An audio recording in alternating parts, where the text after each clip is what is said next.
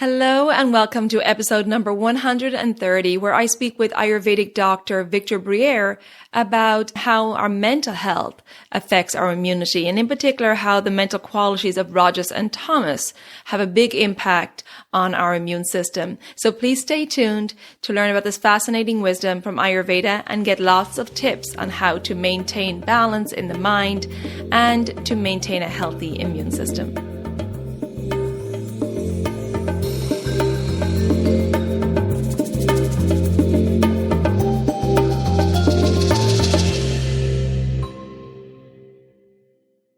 Hello and welcome to Elements of Ayurveda, Empowering Wisdom of Life. I'm your host, Colette, and in this podcast, I hope to empower you to take charge of your own health by sharing the holistic teachings of Ayurveda, the ancient healing tradition from India. We will also discuss topics like health and wellness, nutrition, yoga, fitness, meditation, breath work, and much more, as well as interviewing lots of inspiring people along the way. My humble wish is to help you to connect to your true nature, to Mother Nature, and to each other. If you like the content, be sure to subscribe to the show, and the new episodes will automatically download for you to enjoy. If you're new to Ayurveda, I recommend you listen to the first couple of episodes where I do an introduction to Ayurveda and the mind-body types. I've also set up a Facebook group for us to connect and to support each other, and I'd love for you to join me over at Elements of Ayurveda podcast group. And now here's the show. Hello and welcome to Elements of Ayurveda. Today I'm very happy to welcome back Ayurvedic Doctor Victor Briere, who is co-founder of Pacific Coast Ayurveda in Northern California. He has an Ayurveda practice based on the belief that a healthy body and mind are the pillars for a life full of spirit and joy, and believes that true health is a byproduct of a conscious life. As an Ayurvedic doctor, Victor's aim is to teach you the principles of health and guide you towards balance that can be self-sustained and generated from the inside out. And today we're going to talk about the mind and the immune system. Welcome, Victor. Welcome back to the show. How are you doing?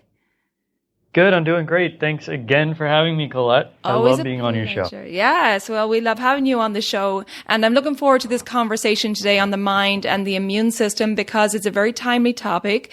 We're all currently on home confinement with COVID-19. So the immune system is definitely top of mind. And I think that talking about it in relation to how the mind can affect the immune system is really something we need to be very aware of, right?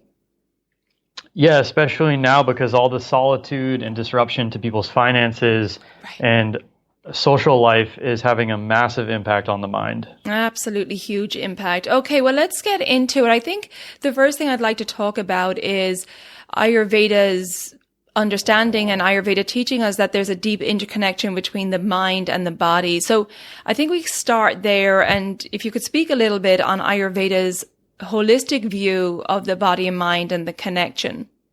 Absolutely. Ayurveda teaches us that the mind and the body are not really different. We talk about them differently, like we talk about different parts of the body differently. So we have arms and legs and a face and a nose and all that stuff. But at the end of the day, it's all part of the same organism. The mind is similar. It's, in a way, you could talk about it like a body part, just a really complicated one that can influence any portion of the body or the being. And it has some special features. Ayurveda declares the mind as pretty much lightning fast. So it can go anywhere, think any thought, do anything in a fraction of a fraction of a fraction of a second. And that's one of its most important qualities, because the Ayurveda also describes the mind as single-pointed in nature. But it seems like the mind's very active and we can have all these thoughts and there are all these things going on all at once and we can multitask and all that. But Ayurveda says at the end of the day, it can only be in one place at one time. It's just so fast that it seems like it's in multiple places at one time.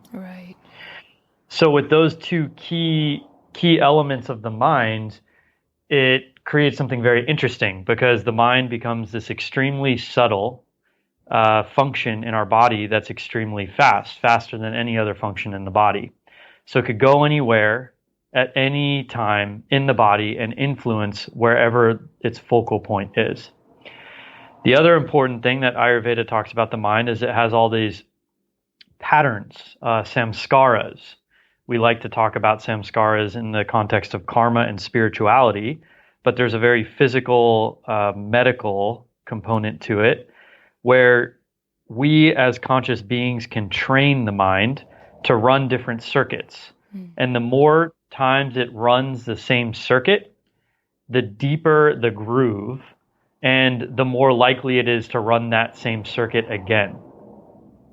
And that's called a samskara. So the mind creates these grooves in our body, common pathways it takes to perform its functions. And by repetition, we either reinforce those patterns or with effort, we can change those patterns. So the fact that the mind is lightning fast and that it's very subtle means that it can be affected easily, right? Yes, it can be. It's influenced by pretty much everything. So it's hard to talk about the mind without talking about the sense organs, because basically what Ayurveda says is you have your sense organs, and that's the gateway of experience for the mind. So there's a poetic description of the mind using the sense organs to reach out into the world and gather experience so that it can perform its functions or make its decisions on how it's going to interact with the world at large. And the more subtle our sense organs, the more experiences our mind can have. So whatever's being picked up by your sense organs is being translated directly to the mind, and the mind has preconditioned reactions to those experiences that can, of course, be changed. But until they're consciously changed, they look like how we respond to a beautiful flower or how we respond to a more threatening dog baring its teeth. Okay.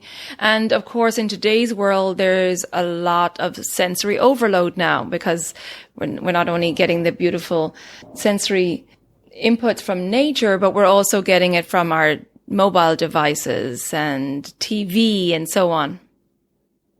So those have an extremely profound influence on the mind, more so than we think they do. Because when any kind of repetition is how we train the mind. That's the fundamental kind of training principle of the mind. It's called japa, and japa just means repeat over and over and over. And there's a deep wisdom in that, even though it sounds simple. The mind being intimately connected to the nervous system, when an experience hits the mind sends signals through the nervous system to the rest of the body to perform in a certain way. The mind's kind of like the traffic controller of the body.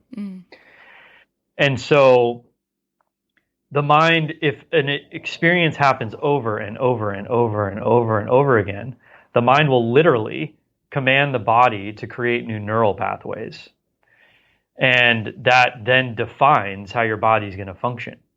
Perfect example is language.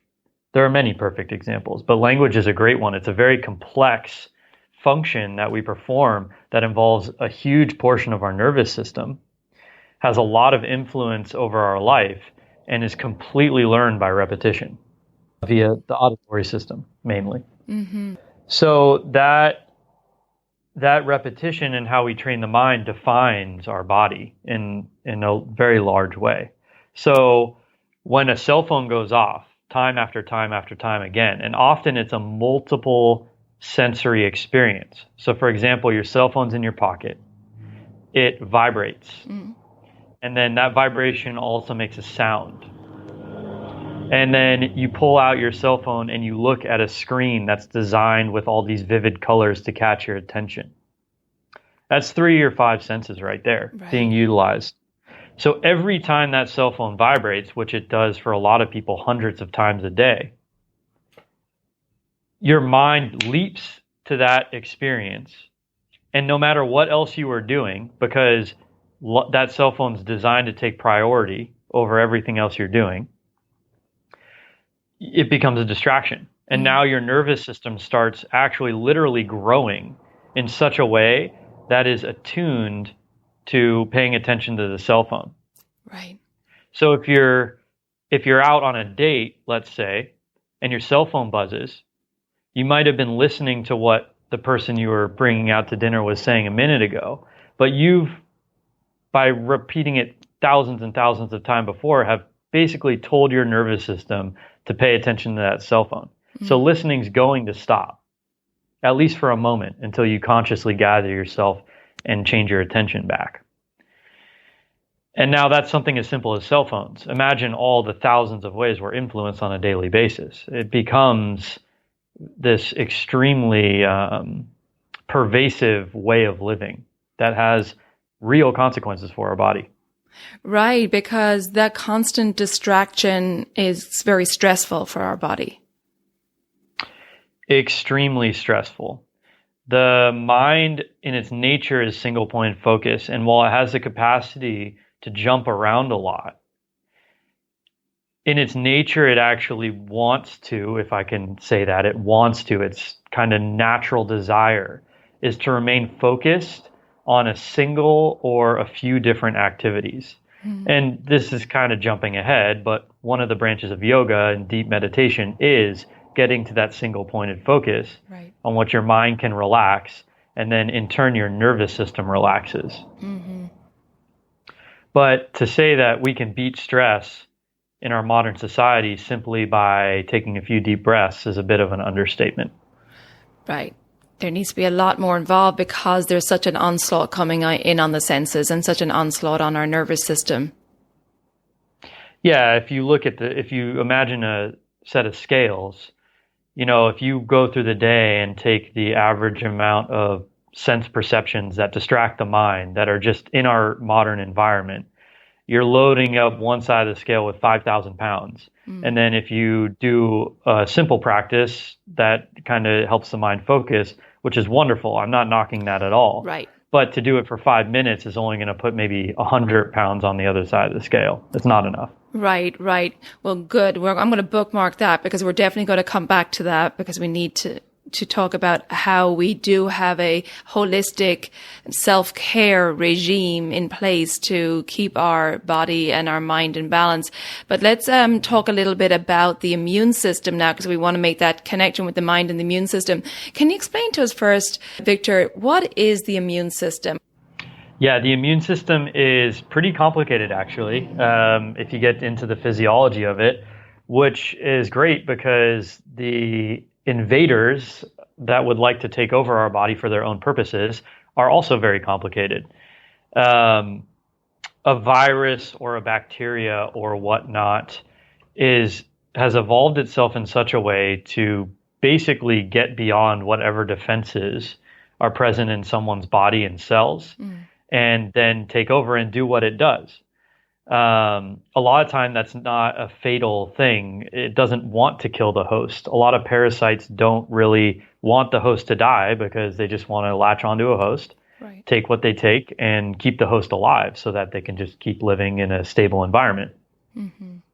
Much like we want as people.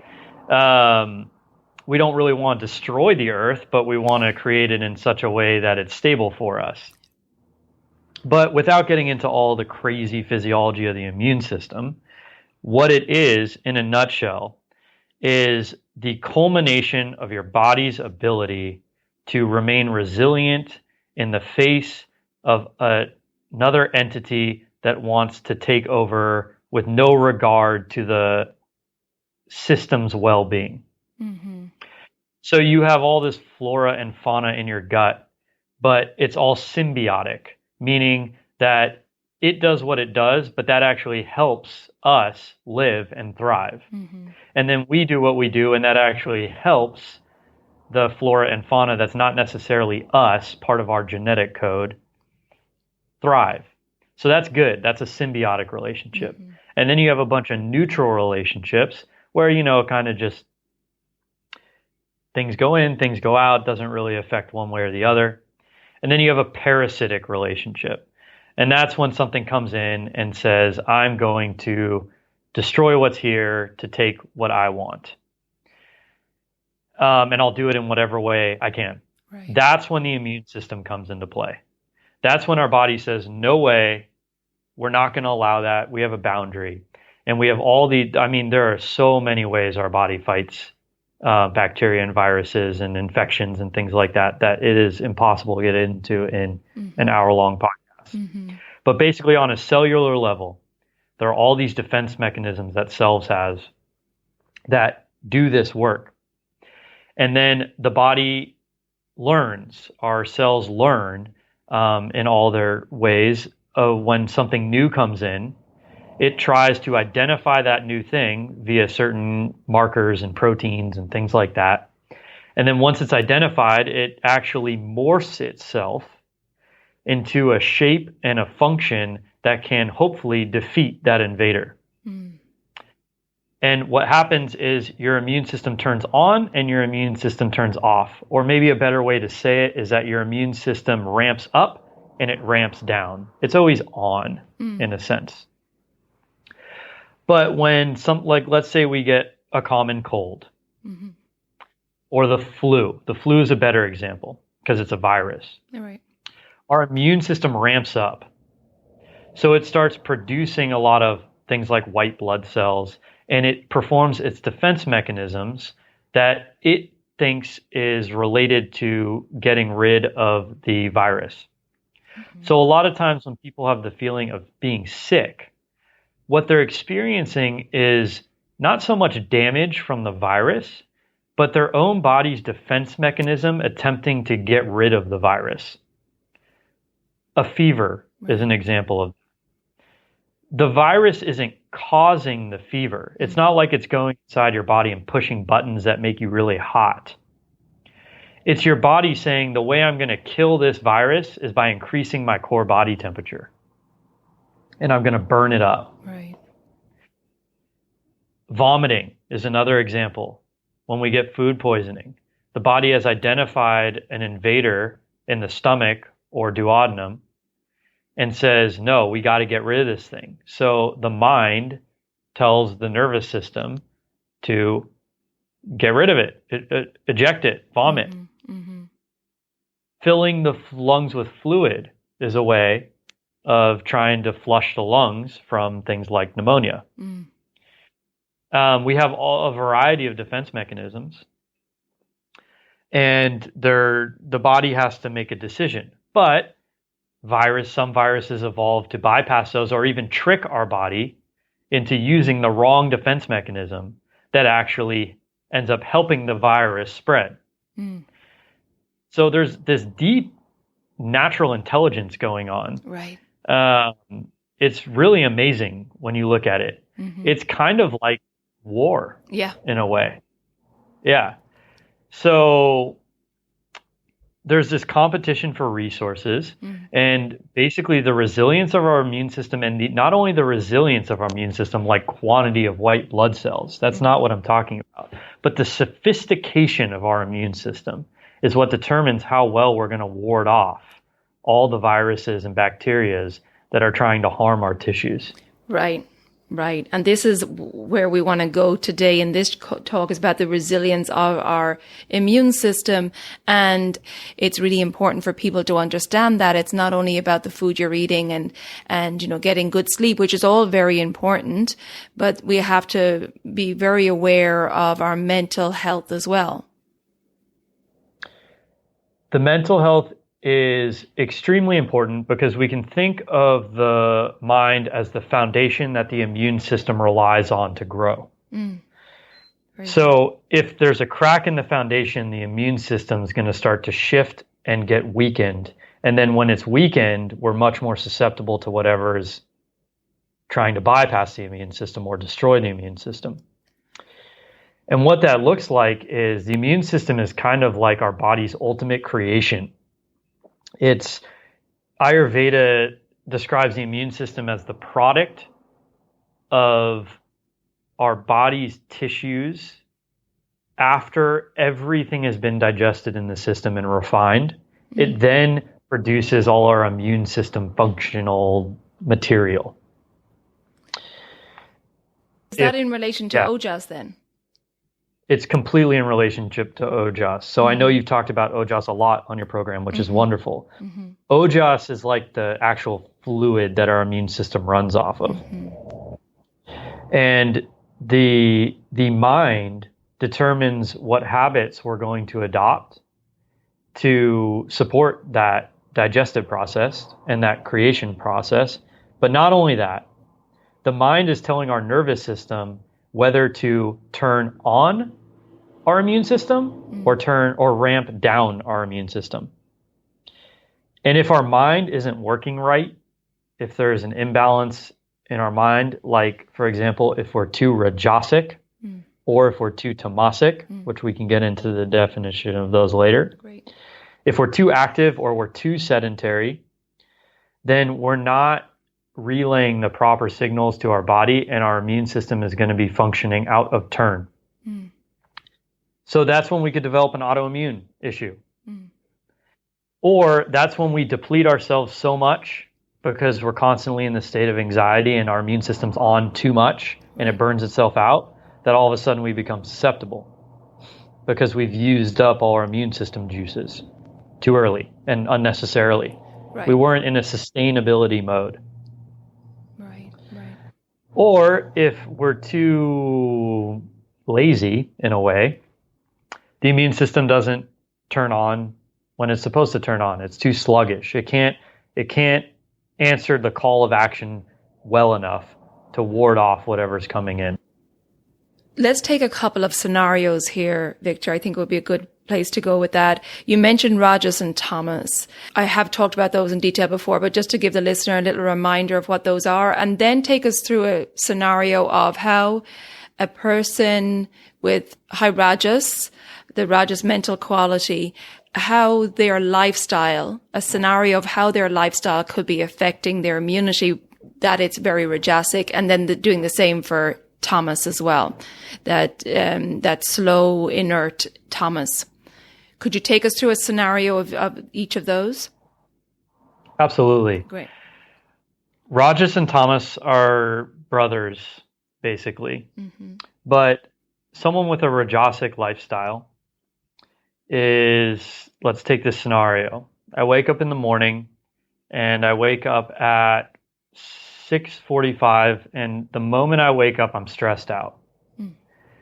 So I've entered my sympathetic nervous system now, and that's actually natural upon waking up. It's the sympathetic nervous system that wakes us up, and then it produces cortisol, which is, a lot of people will know, as a stress hormone.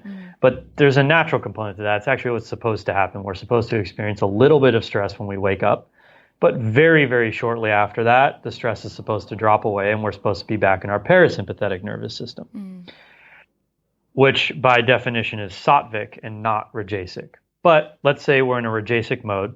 So we wake up at 6:45, we get this huge hit of stress, and we just run with that stress in our mind. So we start producing stressful thoughts. Oh my God, I have to do this. I woke up 30 minutes late. I wanted to wake up at 6. I promised myself I was going to wake up at 6, but I didn't do it again. Oh my God, it doesn't matter. I can't think about this right now. I have to go take care of my kids' lunches for school. So I get up, I go to the kitchen. I don't even do anything. I don't take a deep breath or anything. So I get up, go to the kitchen, immediately start producing my kids' lunches. My kid comes out. They're saying, Mom, we're going to be late for school, whatever problem they're having. And I'm talking in this voice on purpose because This is what it feels like. Exactly. So then, I do that, but the whole while I feel like crap. I'm starting to get a headache. So I immediately reach for my cup of coffee, which is my saving grace. I drink the cup of coffee without even thinking about it. So that further pushes me into my sympathetic nervous system because it's a stimulant. So I've done that, and it's now 7:15. My spouse gets out of bed and starts talking about his or her problems, just kind of on their own, whatever. And so I pretend to listen, but I'm not really listening. I go in the room. I've gotten my kids on the bus to go to school. I'm now starting to think about my work. I'm stressed out because I'm about to sit in an hour of traffic and I'm exhausted and I'm worried I'm going to fall asleep. So I drink a second cup of coffee and then I throw on my clothes. I self-criticize myself for not looking all that great, and I kind of look tired, and I didn't have time to shave, but I go to the office anyway to a job that is just okay. It doesn't really pay me enough for the amount of work I'm doing. And then I sit in front of a computer and constantly get stimulated all day with Facebook. My boss is kind of angry and grumpy. Everyone around me is kind of angry and grumpy, actually. And I do this and I do that. I take a break for lunch where I eat really heavy food that kind of calms me down a little bit, but not really. I go back to the office and I don't want to drink another cup of coffee, but to make it through the day, I do. And then I'm ready to fall asleep, but I still have to keep working. So by the time I get home, my kids are already home. They're asking for this, they're asking for that. I have to cook dinner. I cook dinner, and then maybe by 9 o'clock at night, I have a little time to myself, and I read some kind of thing online in front of a blue lit screen that's also stimulating me. Or I watch TV, and I watch some action movie or something, and then I have a superficial conversation with my spouse, and then I go to bed. Okay. That was a really good example. I think you just stressed me out a little. Good. That's the idea. You're supposed to feel a little bit stressed, because even if that's an exaggeration of how your day is, right, which it's actually not. A lot of people's days are worse than that. Right. That's Rajas, the constant spinning of the wheel. Right. Literally never catching your breath, which we're going to talk about later. Like you said, you don't even take a breath when you get up. It's just go, go, go, fighting fires all day. Right. And so when someone comes into my clinic, and that's the life pattern they describe, and then I tell them, you got to stop drinking coffee. They look at me like they're going to kill me, because I'm trying to take away the one thing that makes them feel good during the day. Right. So there's a problem there. But the problem, that's a mind-based problem. And it's not just in your head. I hate it when people say that. No one should ever say that again. There's no such thing in Ayurveda as just in your head. I agree. All that information is being translated into your entire body via your vagus nerve and your sympathetic nervous system. It's very real. And it's what's depleting our bodies. And then if we have a depleted body, we definitely do not have a strong immune system. Right. So you're basically, in this scenario with Rajas, you're in your sympathetic nervous system the majority of the day. Yeah, at least way more than you should be. Right. So even 50-50 is much more than you should be. Right. It should be closer to 80-20. 80 parasympathetic, 20 sympathetic. Right. And so with this lifestyle, if it's, day in, day out, your immune system is on alert. It's on alert because it thinks there's an issue, right? When there isn't, because that sympathetic nervous system is activating. And so your body is being depleted and your nervous system can't sustain this, and neither can your immune system, right? Absolutely. And when you're in your sympathetic nervous system, which is what turns on all your defenses, it's a pretty global system. Right. So it turns everything on and starts using up all the fuel. It doesn't just selectively turn things on, for the most part. I'm not going to, but yes, for the most part, for our listeners, that's what's important. Right. So that's what's happening. You're burning way more fuel than you need to or have to, and then that has a consequence. Right. All right. Okay. So before we go further, I'd love you to take us into the tamasic scenario. Okay, so now I'm going to change a little bit and get into a tamasic mode. Your full character role here. It's great. I'm in full character, yeah. So we got to make it real, right? Absolutely. Okay, so I wake up. My alarm goes off at 6:30. I hit the snooze button. It goes off again at 7. I hit the snooze button. I'm just so tired. I just want to sleep. Eventually, 8:30 comes around. I drag myself out of bed. I slowly walk over to the bathroom. I pretty much ignore everything else going on in the house. And I sigh, and I don't even really know what I'm thinking yet, because it just seems kind of cloudy and foggy, and maybe I have a few thoughts about what I should or shouldn't be doing, but really, I don't really care. I'm pretty apathetic. So anyways, I get myself out of my room, walk around the house, kind of nod to everyone else in the house and say hello, and have a frown on my face and my eyes are droopy. But I know I have to go to work. So even maybe I still drink a cup of coffee and I feel a little bit better, or maybe I don't. Maybe I just have some water or something. And I'm not hungry. Maybe I eat some oatmeal anyway, just because I think I should. I read some article that I should eat breakfast. It's the most important meal of the day.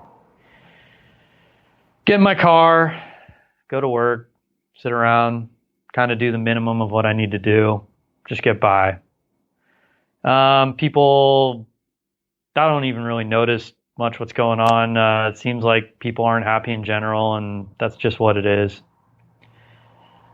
I'm pretty unhappy too, but that's life. So anyways, I go to lunch. I eat a really heavy meal. Makes me kind of feel cozy inside. I like the taste. And I make it through the rest of the day at work, go home. There are a few shows I like on. Maybe I talk to a friend about my problems. They talk about their problems. And go to sleep. That's my day. Okay, that's what makes me a little sad. Yeah. Yeah. That's what tamas is. It's inertia. Right. So what effect does this have then on the immune system? Well, once again, the mind is not being a conducive foundation to growth for the body. So your body starts to accumulate in that mode. You're not activating your functions very much. There's not a lot of fire in the belly, so to speak. And so you're not actually stimulating yourself enough, and a sense of great inertia sets in and sluggishness sets in. So channels start getting clogged and the body doesn't flow properly. And so now that's starting to create functional imbalances in the way your body transforms anything, be it thoughts or food or anything like that. And so everything becomes, in a way, very slow to digest. And then it kind of it outputs like a sludge in your system. And then the immune system starts getting influenced by that sludge. It acts like a blockade to its function. And it can't go through the channels it needs to go to access invaders. And there are certain types of viruses that thrive in that environment.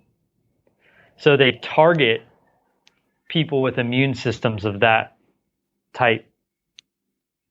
And overall, everything's depressed. And so even if the immune system wants to turn on, even if your mind says, oh my God, we're under attack, go, go, go, go, go, it's as though it's been boxed in and it doesn't have the igniter to light the fuel to get it moving, to act swiftly and powerfully enough to destroy whatever's coming in, or at least push it out of the body, get it out of there. It can't do it. It doesn't have enough firepower.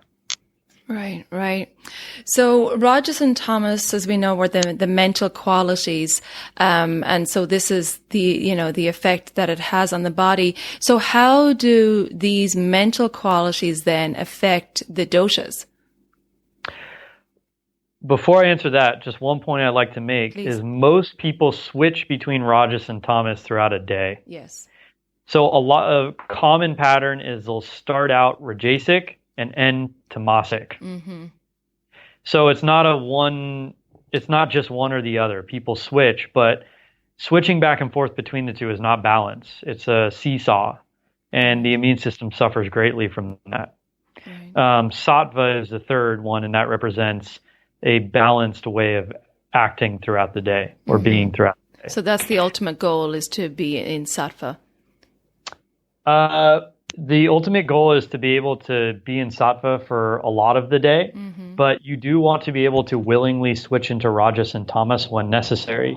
Right. So, for example, it's good to get rajasic sometimes. You got to get something done. Great. You go get it done, and then you return to sattva. Right. And it's good to be tamasic. You need to go to sleep. Exactly. Tamas rules sleep. So you want to be able to choose when you're in the two, and it's sattva that allows you to choose. When we're in a tamasic, rajasic seesaw, we don't choose. It just happens. Right. And that's not ideal. Right. Yeah. So to answer your question about doshas, every dosha can experience all the gunas. So Pitta, Vata, Kapha can all experience Rajas, Tamas, and Sattva. There are tendencies, however, as you might have guessed. Mm-hmm. And Vatas tend towards the erratic movement between Rajas and Tamas. Pittas tend toward Rajas, and Kaphas tend towards Tamas. Mm. But each of the doshas is fully capable of balancing this and engaging their sattva component of their mind, the sattvic component of their mind, to balance the two in life. Right. Right. So that's where I'd love to go next is how do we maintain balance in the mind? So in order to ensure a healthy immune system, so what can we do to make sure that the mind is balanced, that we're in sattva most of the time so that we can ensure a healthy immune system? At the end of the day, it comes down to lifestyle choices. Mm. Ayurvedic doctors were like the original life coaches way back in the day. Right. Because they would give lifestyle medicine. That's pretty much what they would do. Of course, there's an herbal component. Of course, you can use all those things. But really, on a day-to-day basis, our body is the biggest influencer of our body, more so than anything else. So to maintain balance in the mind, there are certain very known lifestyle practices that encourage the mind to remain in a sattvic state or to remain in a calm state.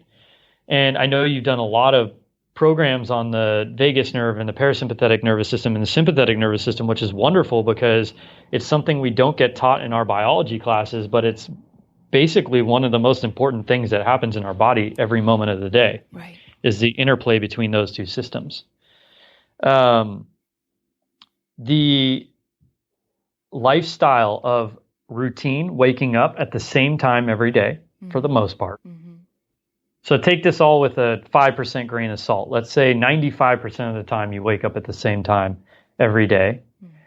You eat at the same time every day. What's that doing? That's doing that japa, right? Right. That's doing the japa of the lifestyle. Mm-hmm. So we all have a yoga practice where we repeat, Om Namo Gurudev Namo, Om Namo Gurudev Namo 1 billion times. And we repeat, Om Mane Padme Hum 1 million times. And that's great. But what about our lifestyle? Where's the repetition in our day? We wake up at the same time. We do our sadhana, which is a morning practice that's geared towards balancing our mind. So that might actually literally be chanting the mantra, doing asana, doing pranayama, things like that. Mm-hmm. Then we eat breakfast, if we're going to eat breakfast, because our Ayurvedic physician has, said that that's the right thing to do or not the right thing to do. Mm-hmm. At the same time, and we eat lunch and dinner at the same time, and we go to bed at the same time. Mm. Now we've created these anchors in our life that the mind associates with the parasympathetic nervous system, which is the non-stressed system inside all of us, system of relaxation. And every time we rely on those anchors to bring our mind into the parasympathetic state. So basically, you've created a system in your life that gives your mind the ability to command the body to de-stress or enter the parasympathetic state. And the reason it has the power to command the body is because it has done it 1 million times, and it's literally grown your nervous system in such a way that the nervous system must obey that command. Mm. And that's why you can't just do it once and expect the ultimate end goal. Right. It has to be cultivated. If anyone's a gardener, plants have to be cultivated and pruned properly to grow in a certain way. Of course, you can let them grow wild. There's no problem with that. But then that's what you're going to get. You're going to get wild.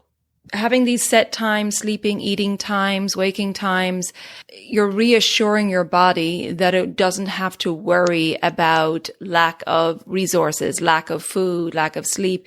There's a general equanimity in your body because it knows day in, day out, you've reassured it with these habits, with these samskaras that you're going to take care of it. So it doesn't go into the sympathetic nervous system and worry about where's my next food coming from, because your body is always, it's trying to keep itself alive. And here's the problem that so many of my clients face that makes this real, because everyone can listen and say, okay, great, but, right? That's what happened. Mm-hmm. So let's talk about the but, because it's very important. Right. I go to work and I don't have a kitchen at work. I'm not talking about me personally. I'm making up a scenario. Yes. Yeah. I don't have a kitchen at work and I have to go out for lunch. But if I get given a task and my boss doesn't really care about my personal health on a day-to-day basis, like most people don't, they just don't even think about it. It's not like they don't like you. It's just they don't even think about it. And they say, hey, I need this done by 2. And I'm not going to finish that and be able to eat lunch by 12:30 like I should every day. Then I skip lunch. And if I were to go to lunch at the 12:30 time and not complete that project for my boss and say, sorry, boss, I didn't complete the project because I need to honor my body's biorhythm so that I could stay in a parasympathetic state. So I didn't get that project done. And 3 weeks later, I find that I'm fired. I'm going to be stressed out about going to eat lunch at 12:30. Right. So that's the exact opposite of what we want. Exactly. That's not what I want my clients to experience, but that's the reality that people face. So there are a few things. One, that's a symptom. Ayurveda talks about symptoms and causes. The cause is this whole society we've created out of our sympathetic state and fear-based society. Yeah. That's the cause. Yeah. The symptom is I then cannot eat lunch at the right time to maintain my health because I will lose my financial support if I do, or at least I believe that. And if I believe it, it's real to my nervous system. That's the other important thing. It's completely subjective. The nervous system is a subjective system.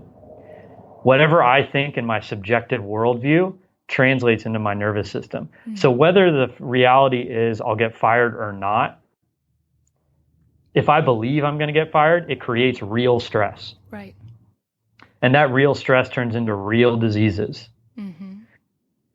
So what's the solution to this? The solution to this is to use the mind for one of its other wonderful functions, which is communication. Yeah. The world needs to start communicating, and we need to start doing it in whatever way we can. We need to have a pre-done conversation with our people who have some kind of control over our well-being in our life, be it our boss or our family members, even our kids. They do have some measure of control over our well-being. And we need to have conversations that are solution-oriented. And we have to be willing to put up boundaries around our health. Yep. And I tell people all the time, tell your boss I said it. Tell your boss that you're Ayurvedic doctor, and you just use the word doctor, even though I'm not allowed to say that. So I'm not an MD, but they could say, my holistic doctor said, I'm going to get sicker and sicker and sicker if I do not do this. And that's true. That's not being made up. That's very true. Yep.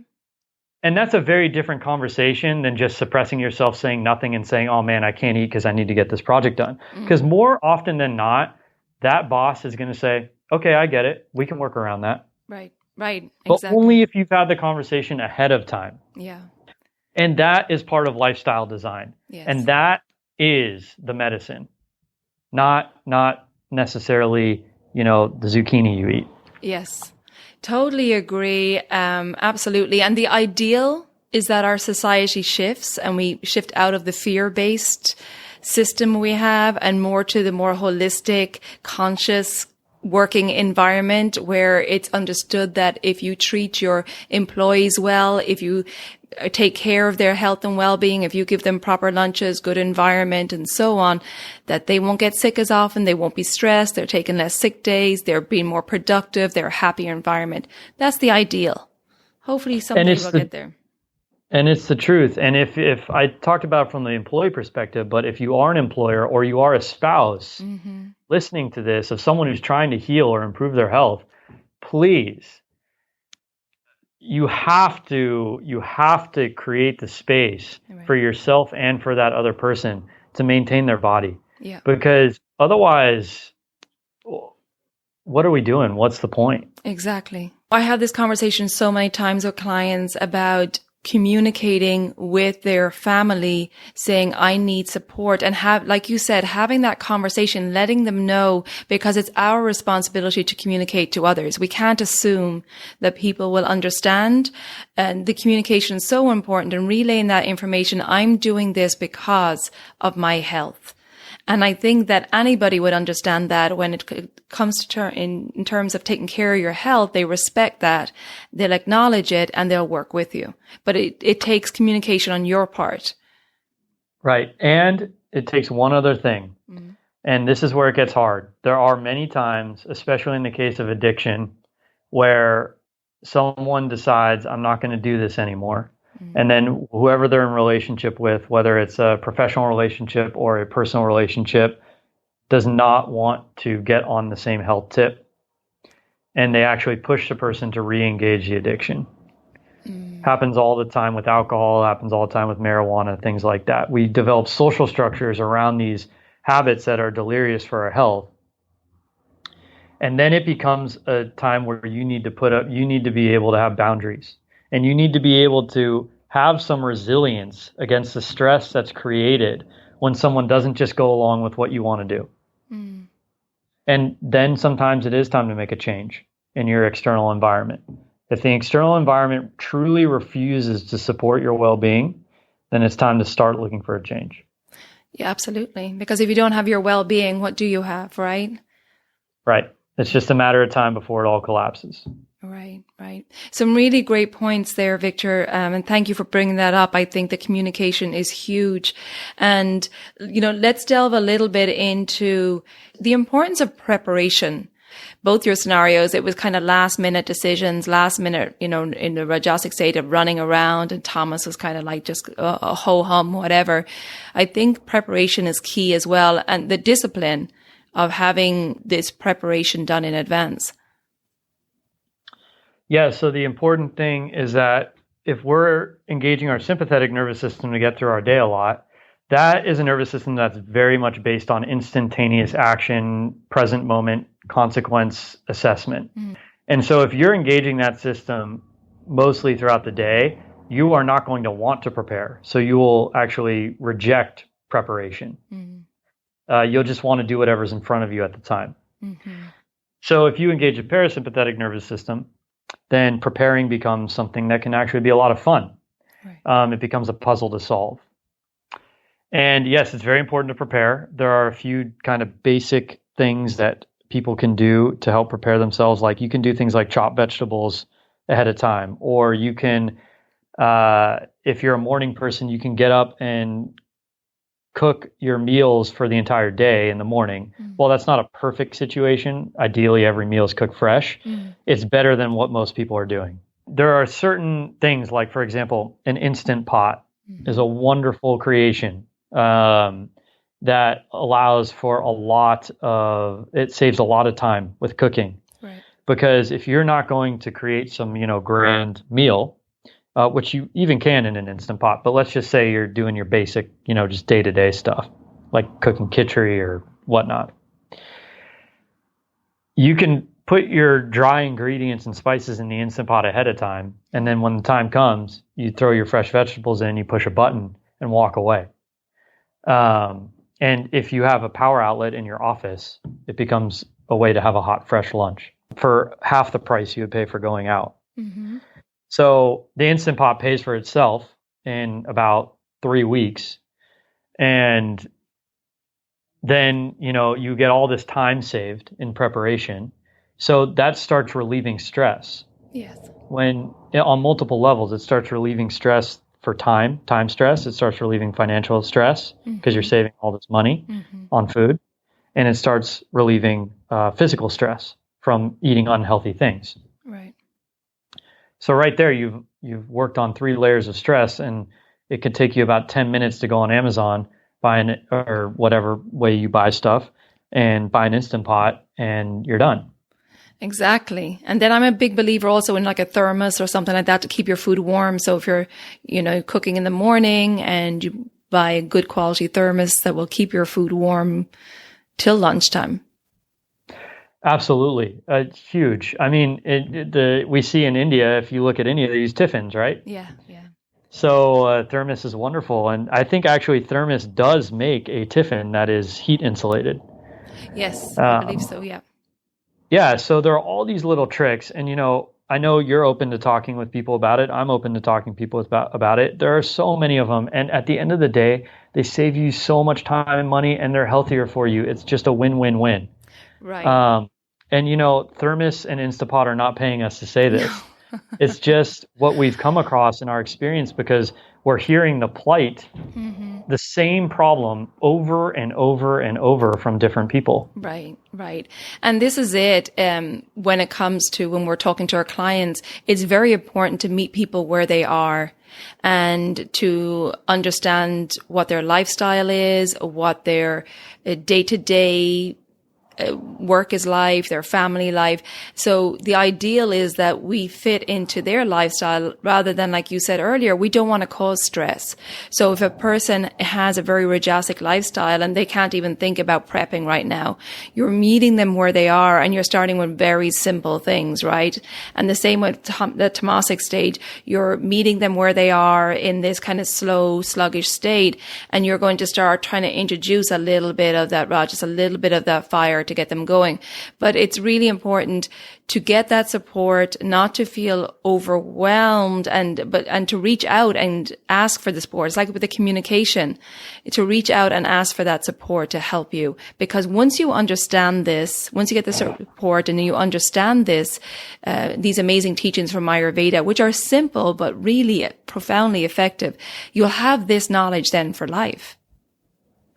For life. And it's kind of, in a way, it's like when you reach out to a practitioner, they're temporarily acting as your parasympathetic nervous system. Right. So you're basically saying, hey, I'm stuck. I need help. Help me out for a little while until I embody it myself by doing my lifestyle japa. Right. And then once I've embodied it myself, I'm good to go. Exactly. And that's a point I'd love to make, is that Ayurveda is not a fear-based system. Ayurveda is a system where we want to empower you and give you confidence to take care of yourself and become your own healer. We're teaching you how to take care of your body so that you can prevent illness and thrive in life, right? So we're not looking for that repeat business that a lot of businesses are based on, that fear-based model. We want to empower you to go forward, vibrate at a high energy, have great consciousness, and go out there in the world and play your part in the world. Yeah, definitely. My goal with every client is basically I want to see them, get them out of hot water, and then really, and I tell them this sometimes when it's appropriate, I really only want to see you on occasion when you need a tune-up. That's exactly, it. Exactly. Yeah. Yeah. And that's the way all businesses should be, I think, going forward. Yeah, definitely. It's much more sustainable. It creates such a sense of well-being. And what people got to understand is that this well-being creates so much prosperity and abundance for all of us. Right.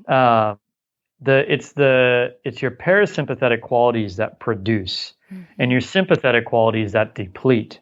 And while we need to go into that mode, that translates into a universal kind of cosmic rule in general with nature. It's the people who are really able to get into use their mind to direct themselves toward their higher creative functions, which reside in the parasympathetic nervous system, that are able to produce the most. Right. And then that creates the abundance that we live in, and that creates a sense of security that we need to stay parasympathetic. Yeah, absolutely. And if we have a whole society of people who are vibrating at a high level, who are living their true nature and living in their purpose, what a happy, healthy community that we'll have. With very strong immune systems. Exactly. With very strong immune systems. Absolutely. So as we finish up here, Victor, I'd like to address the current situation of COVID-19, and just talk about maybe a couple of tips. You gave us great tips already, but a couple of tips that can help people maintain mental balance right now so that they can maintain a healthy immune system. So what we got to realize about the current situation is there is a general feeling of threat and danger in the world right now. Yeah. And so you're going to be running into a lot of people who are extra sympathetic right now in their sympathetic nervous system, because that's why you had a bunch of people run out and buy toilet paper, at least in the United States, right? That was a very sympathetic response to the news that there's this COVID-19 thing out there and it's really dangerous. So people rush and try to grab for their immediate needs, which can be very good defense mechanism in an immediate emergency when someone's immediately threatened. But the reality is that the vast majority of people were not being immediately threatened at that moment. So they had a overreaction to the response or to the news. So that gives you the character of the population right now. Right. And then in turn, even if I'm sitting there not rushing out to buy toilet paper, I'm going to experience some level of stress knowing that that's the environment I'm living in now. Yeah. And so then I might go into whatever my stress reaction is and do whatever I do to manage my stress. So if I'm trained myself, or if I'm going to start the journey of training myself, the first thing I want to do is take a really deep breath. What that does is it stimulates the vagus nerve, which then tells the parasympathetic nervous system to activate. The parasympathetic nervous system activates and it acts as a foil to the sympathetic nervous system. So it brings down sympathetic activity. And I go back into a state of calm. I may need to take a lot of breaths to do that. But breathing is definitely a surefire way to influence that. And how simple and effective it is. How simple and effective it is, and it's right there immediate, and it costs $0. Right. Right. So it's number one thing. And then I'm going to probably have to, throughout the day, keep reminding myself and keep steering my mind toward the parasympathetic nervous system more than I would so when the world's looking peachy. So I'm going to need to really, make sure that my social interactions are geared towards being kind and compassionate and gentle, because everyone's kind of walking on a thin line and they're going to easily react right now. Yeah. So I want to go in the other direction a bit to maintain balance if I can, including kind and gentle speech with myself, because I can stress myself out with my own mental language. But I still should take all the safety precautions I need to take to make sure I don't get sick, of course. But we can do that in a way that's not like, oh my God, I need to do this, I need to do that. What do I do, right? It can be like, okay, well, I definitely should wear gloves and a mask. Right. There's a very different character to that. And that character makes all the difference to us personally. Because if I can do my best to stay calm, to stay relaxed, to breathe, to keep my parasympathetic activities alive by controlling my mind, then my immune system will remain resilient and I'll have less of a chance of getting sick in a stressful environment. Right. So that's the game we have to play with ourselves, and it starts with breathing. There are a lot of other things we can do. Like there's a wonderful herb that's great for the mind. It's called Brahmi. A lot of people will have heard of it. I say it because it's readily accessible. And it has a very good impact on the mind. It gears the mind towards sattva. It is calming in nature. It even increases intelligence. It has all these wonderful effects. And then there's a formula called Brahma Rasayana, which is a jam. That's main component is Brahmi, but also has a bunch of other herbs in it. And that acts as a kind of link between the mind and immune system to bolster both. So there are some supplements we can take, but they need to be in the context of guiding ourselves toward the parasympathetic nervous system. Well, there are great tips there. And I think definitely the breath, like I said, it's the easiest. It's right there, the easiest thing you can do to calm the body and the mind down. And then looking at definitely your sleep, getting to bed at a reasonable time, it's consistent sleeping and waking times, and with your meal times as well. I think that's all great tips. If you can do those things, you're going to be in pretty good shape. Right, exactly. Victor, can you tell us where our listeners can find out more about you and your offerings right now? Yeah, I'm in Wallala, which is in Northern California. I run along with Dr. Madison Madden, who's also been on your show a few times, Pacific Coast Ayurveda. And we're a full-fledged Ayurvedic clinic. We do therapies, we do consultations, we do panchakarmas, although not right now because of the COVID lockdown. Mm-hmm. But what we are doing right now is hosting a series of digital day retreats. We did one the other week it was on the parasympathetic vagus nerve sympathetic system. And it also included a little cooking tutorial and a yoga session. Great. So we have the recording of that if anyone's interested in that. And we're going to be doing another one on healthy baking in the next 2 weeks, and that's going to be live on May 2nd. And then we'll be doing another one on diabetes, actually, towards the end of May. And all these are live, but then the recording's available afterwards. So that's great. we think it's important to still maintain connection, albeit over the internet during this time, because even with video, if you can see people's facial interactions, it actually has a profound effect on your nervous system. Right. We have to stay connected in whatever way we can, even though it's not a substitute for one-on-one personal face-to-face interaction. Yeah, absolutely. So can you tell people the website? Yeah, you can always reach us at www.p as in Paul, C as in cat, ayurveda.com. And my email is victor@pcayurveda.com. And our phone number is 707-225-8844. Wonderful. And I will put all those links in the show notes for everybody to get over to. I love that you're doing those daily retreats. That's a great idea. Yeah, it's wonderful. They've turned out to be great. The first one was a huge hit. Yeah, and I'm sure that especially the baking one, the cooking ones, I think people really want more tools for Ayurvedic cooking and so on. So I think that's fantastic. Definitely. And we could all use a little extra sweetness right now. So we, of course, want you to do it in a healthy way. But there is a healthy way to eat baked goods, which always brings a smile to my face. And I'm sure your face as well. Lovely. Well, listen, Victor, thanks a million. Always so informative. Really enjoyed the conversation and I really appreciate it. Thank you for taking the time. Take good care of yourself and I hope to chat with you again soon. Thanks, Colette. Always appreciate it. Thank you so much. My pleasure. Take good care of yourself. You too. So I hope you enjoyed that conversation with Ayurvedic Doctor Victor Briere. Always such an informative guest. I will put a link to Pacific Coast Ayurveda, Victor's email and the telephone number in the show notes. So please check that out.